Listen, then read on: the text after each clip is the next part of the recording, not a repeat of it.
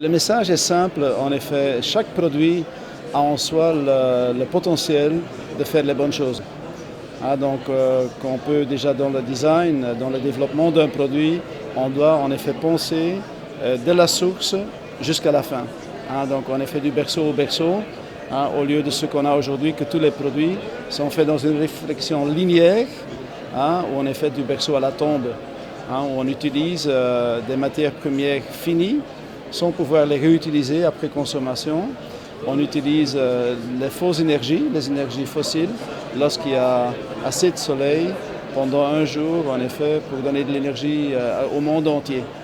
Donc ça, c'est mon message principal.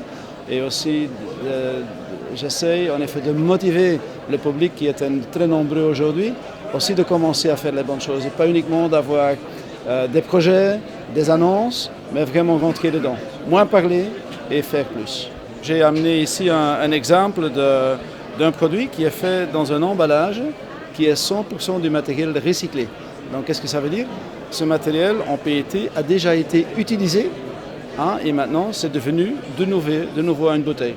Ici en PET, ici on a des exemples en PE, polyéthylène, plutôt pour les produits institutionnels et industriels. Dans ce cas-là, 30% de produits recyclés et très bientôt on travaille à un produit aussi à 100%. Et en effet, ce qu'on cherche à faire, c'est de dire que j'ai déjà dit chaque produit a le potentiel, mais il faut aussi savoir quand on commence vraiment à s'investir pour les produits durables, la fin en effet ce n'est que le début.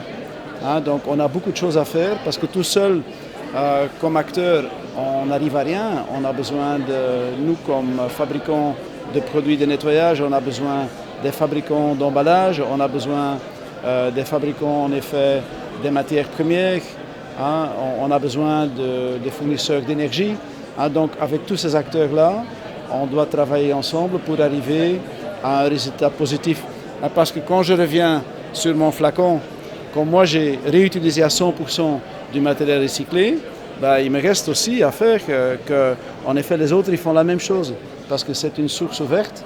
Donc si tout le monde utilise demain du matériel recyclé et il utilise les bonnes étiquettes avec une colle, qu'on puisse en effet vraiment réutiliser la totalité de la surface, on pourrait réutiliser et réutiliser, d'avoir une bouteille devient une bouteille, devient une bouteille, devient une bouteille sans fin.